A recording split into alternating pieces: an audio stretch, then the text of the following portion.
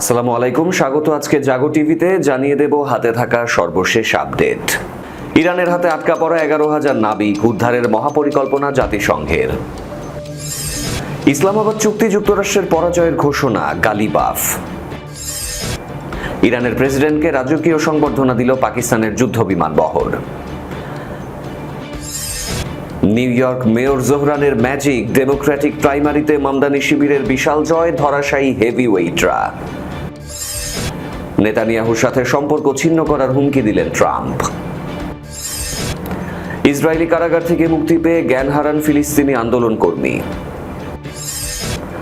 ভারতে মসজিদ মাদ্রাসা ধ্বংস করেছে বিজেপি, কঠোর হুঁশিয়ারি দিলেন ওয়াইসি। শিরোনাম শুনছিলেন, এবার পুরো খবর। ইরানের হাতে আটকা পড়া 11,000 নাবিক উদ্ধারের মহাপরিকল্পনা জাতিসংঘের। মার্কিন যুক্তরাষ্ট্র ও ইসরায়েলের সাথে ইরানের সাম্প্রতিক যুদ্ধ পরিস্থিতির কারণে কৌশলগতভাবে অত্যন্ত গুরুত্বপূর্ণ হরমুজ প্রণালী সহ সমগ্র উপসাগরীয় অঞ্চলে চরম অচল অবস্থা তৈরি হয়েছে। এই যুদ্ধকালীন সংকটে ওই অঞ্চলে আটকা পড়েছেন বিভিন্ন দেশের 11,000-এরও বেশি নাবিক।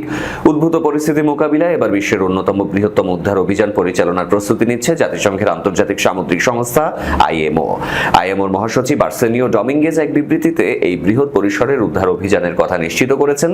তিনি জানান, এই বিশেষ উদ্ধার অভিযানটি ইরান, ওমান, যুক্তরাষ্ট্র, উপসাগরীয় অঞ্চল এবং অন্যান্য উপকূলীয় রাষ্ট্র এবং আন্তর্জাতিক সামুদ্রিক শিল্পের যৌথ সহযোগিতায় পরিচালিত হবে। মহাসচিব বলেন, এই জটিল ও ঝুঁকিপূর্ণ অভিযান পরিচালনার জন্য প্রয়োজনীয় নিরাপত্তা নিশ্চয়তা আমরা সংশ্লিষ্ট পক্ষগুলোর কাছ থেকে পেয়েছি। নিরাপদ নৌ চলাচলের পরিবেশ নিশ্চিত করতে আমরা প্রতিটি বিষয় অত্যন্ত পুঙ্খানুপুঙ্খভাবে যাচাই করেছি। আইএমওর উদ্ধার পরিকল্পনার অংশ হিসেবে জানা গেছে, হরমুজ প্রণালীর মধ্য দিয়ে দুটি বিশেষ অস্থায়ী নৌপথ ব্যবহার করা হতে পারে।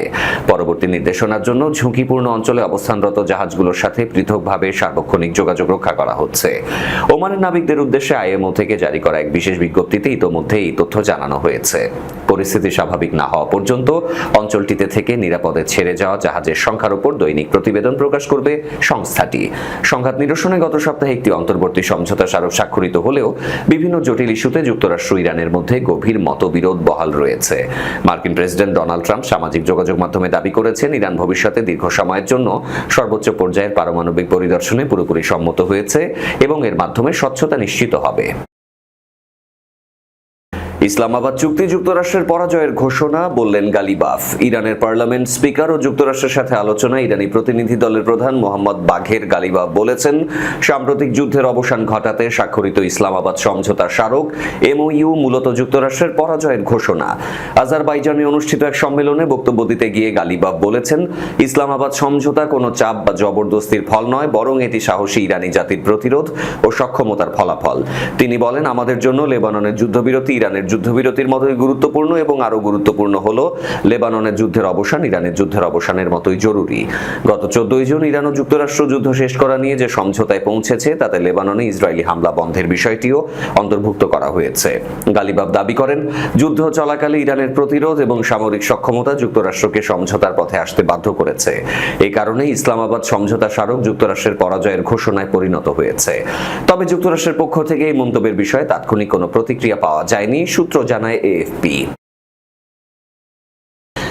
ইরানের প্রেসিডেন্টকে রাজকীয় সংবর্ধনা দিল পাকিস্তানের যুদ্ধ বিমান বহর। ইরানের প্রেসিডেন্ট মাসুদ পেজেশকিয়ানকে আকাশপথে অভিবাদন জানিয়েছে পাকিস্তান বিমান বাহিনী পিএএফ।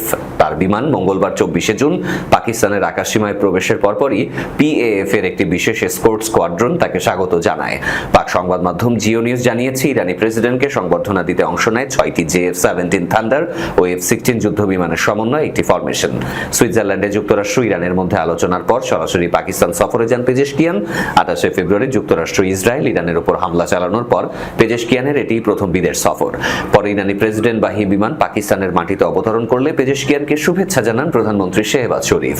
পাকিস্তান বিমান বাহিনীর আয়োজিত ঐতিহ্যবাহী আকাশ প্রহরা সফররত বিভিন্ন দেশের রাষ্ট্রপ্রধানদের প্রতি দেশটির দীর্ঘদিনের আতিথেয়তা ও শ্রদ্ধাকে তুলে ধরে।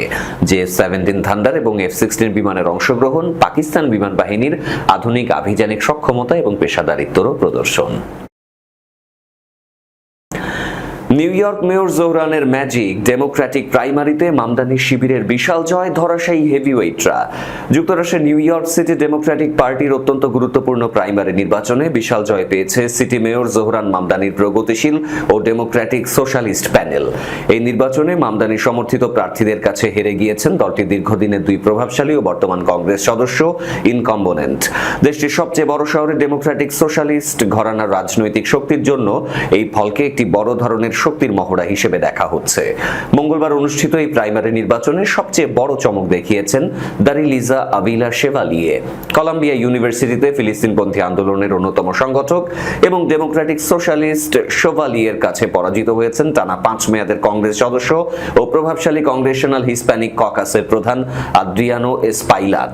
অন্য একটি গুরুত্বপূর্ণ আসনে 2 মেয়াদের কংগ্রেস সদস্য ড্যান গোল্ডম্যানকে পরাজিত করেছেন মামদানি সমর্থিত নিউ ইয়র্কের সাবেক city comptroller Brad Lander. Lander নিউ ইয়র্কের প্রগতিশীল রাজনীতিতে অত্যন্ত সুপরিচিত মুখ। এর পাশাপাশি ব্রুকলিন বড় প্রেসিডেন্ট আন্তোনিও রেইনোসকে হারিয়ে বড় জয় পেয়েছেন মামদানির আরেক মিত্র ও democratic socialist state assembly member Claire Valdez. নভেম্বরের মধ্যবর্তী মিডটার্ম নির্বাচনের আগে প্রার্থী চূড়ান্ত করতে এই প্রাইমারি অনুষ্ঠিত হলো। নিউ ইয়র্ক সিটির বেশিরভাগ আসনেই ডেমোক্র্যাটদের শক্তিশালী ঘাঁটি হওয়ায় এই প্রাইমারির বিজয়ীদের আগামী নভেম্বরের মূল নির্বাচনে জয়ী হওয়া প্রায় নিশ্চিত। মাত্র 34 বছর বয়সী মেয়র জোহরান মামদানির জন্য এই নির্বাচন ছিল একটি বড় রাজনৈতিক বাজি, যেখানে শতভাগ সফল হয়েছেন তিনি। তবে এই ফলাফল ওয়াশিংটনের ডেমোক্র্যাটিক এস্টাবলিশমেন্ট বা দলের শীর্ষ নেতৃত্বের জন্য বড় চিন্তার কারণ হয়ে দাঁড়িয়েছে।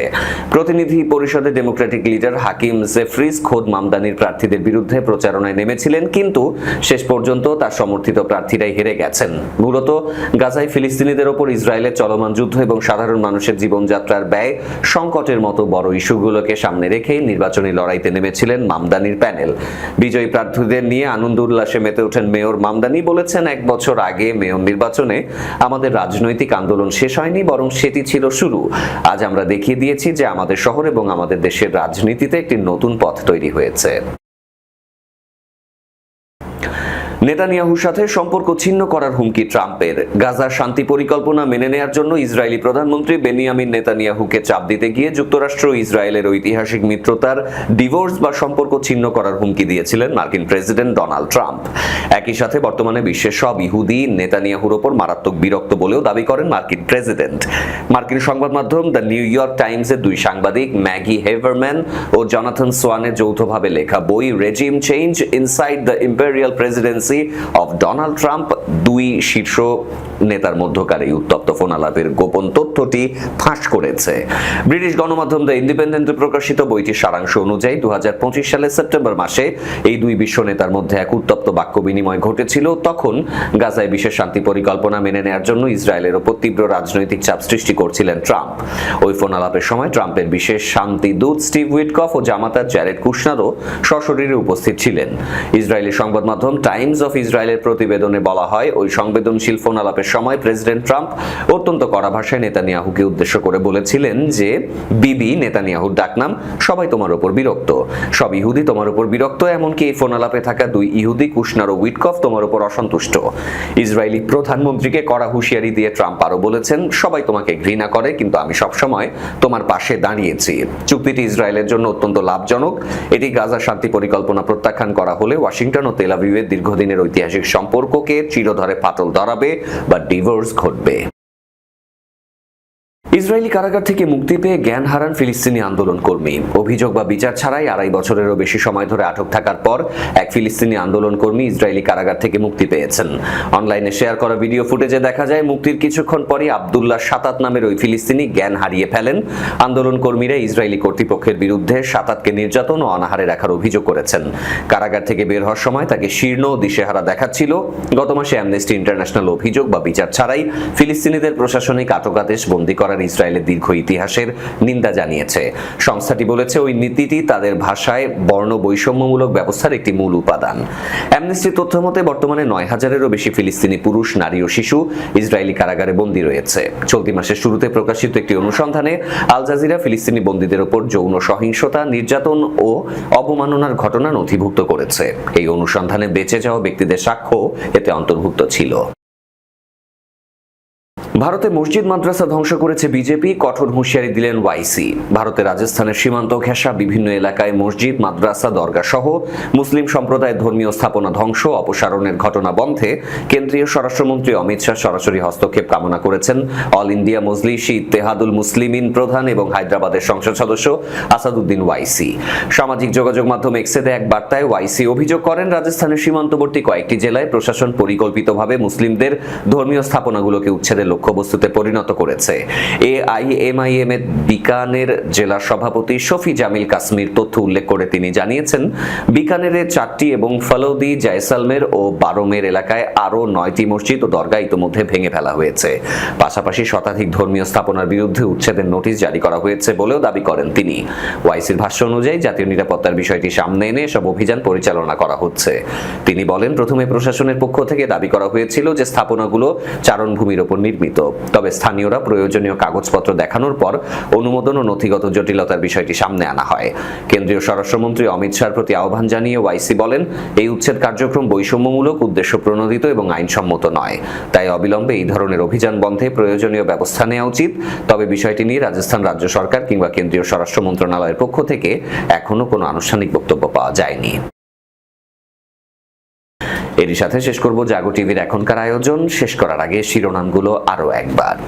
ইরানের হাতে আটকা পড়া 11,000 নাবিক উদ্ধারের মহাপরিকল্পনা জাতিসংঘের। ইসলামাবাদ চুক্তি যুক্তরাষ্ট্রের পরাজয়ের ঘোষণা, গালিবাফ। ইরানের প্রেসিডেন্টকে রাজকীয় সংবর্ধনা দিল পাকিস্তানের যুদ্ধ বিমান বহর। নিউ ইয়র্ক মেয়র জোহরানের ম্যাজিক, ডেমোক্র্যাটিক প্রাইমারিতে মামদানি শিবিরের বিশাল জয়, ধরাশায়ী হেভিওয়েটরা।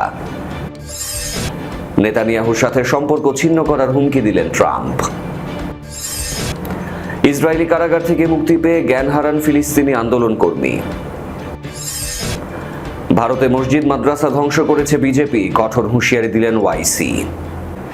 এই ছিল আজকের জাগো টিভিতে। ধন্যবাদ সাথে থাকার জন্য। আল্লাহ হাফেজ।